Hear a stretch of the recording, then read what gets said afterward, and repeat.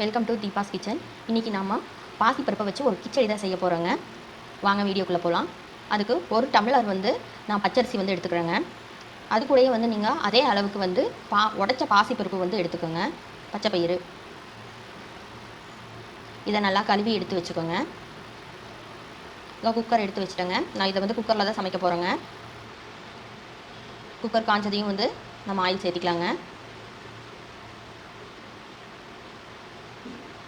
Oil காயிட்டுங்க. காஞ்சதையுமே கடுகு ஒரு 1/2 table spoon சேர்த்துக்கலாங்க.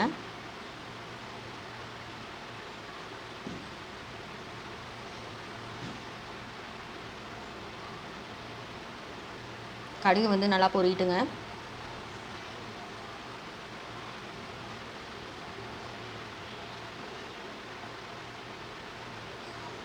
ஒரு 4 பச்சை மிளகாய்ங்க.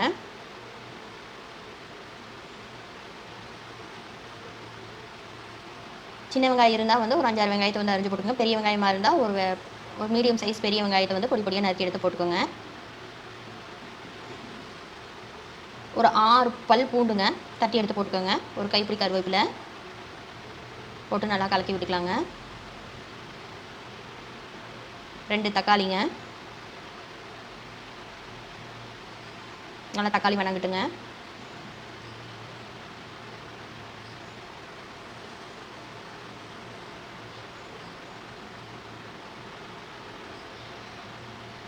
தக்காளி நல்லா வணங்கின கடைசியிலங்க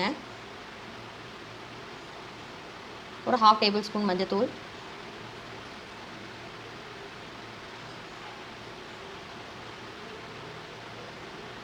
சீரகம் நீங்கள் எண்ணெயில் போட்டு பொரிக்கிற மாதிரி இருந்தால் ஃபஸ்ட்டு எண்ணெயிலேயே போட்டுருங்க.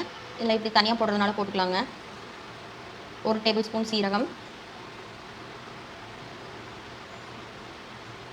1 டேபிள் ஸ்பூன் உப்பு. நீங்கள் அரிசி எடுக்கிற அளவுக்கு சேர்த்திக்கோங்க எவ்வளோ தேவையோ. நான் அரிசியும் பருப்பு 1:1 எடுத்துக்கோங்க.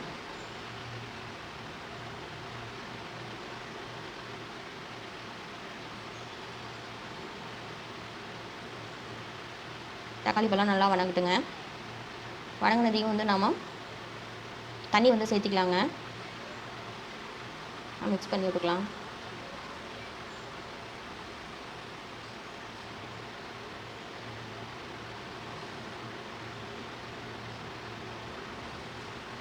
அதுக்கு நான் எவ்வளோ தண்ணி எடுத்துக்கிட்டேன்னாங்க ஒரு 5, நான் எடுத்த டம்ளரில் 5 டம்ளர் தண்ணி சேர்த்துக்கிட்டேங்க.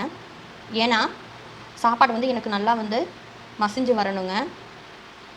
நம்ம பச்சைப்பயிறு உள்ள சேர்த்துறதுனால அதே அளவுக்கு சேர்த்துறதுனால அடியை பற்றி போயிருங்க. அதனால் நம்ம தண்ணி கொஞ்சம் அதிகமாக சேர்த்திட்டோம்னா அடியை சாப்பாடு பற்றி போகாதுங்க.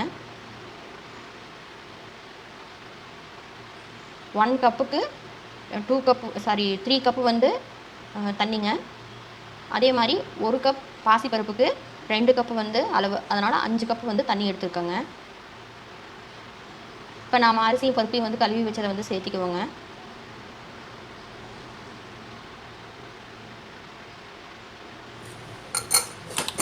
அரிசி பருப்பையும் சேர்த்துட்டு நம்ம மூடி போட்டு வச்சுட்டு ஒரு 4 விசில் விடுங்க. அதுக்கப்புறம் சாப்பாடை நல்லா மசிச்சு விடுங்க. எடுத்து பரிமாற வேண்டியதாங்க. நம்மளோட பாசிப்பருப்பு சாதம் கிச்சடி ரெடிங்க. இது நைட்டு டின்னருக்கு குழந்தைங்களுக்கு 1 வயசு இருக்கிற குழந்தைக்கு நெய் ஊற்றி கொடுத்தா குழந்தைங்க நல்லா சாப்பிடுங்க. குழந்தைங்களும் ஆரோக்கியமாக இருக்குங்க. இந்த வீடியோ உங்களுக்கு பிடிச்சிருந்தா லைக் பண்ணுங்கள், ஷேர் பண்ணுங்கள். மறக்காமல் தீபாஸ் கிச்சனை சப்ஸ்கிரைப் பண்ணுங்கள்.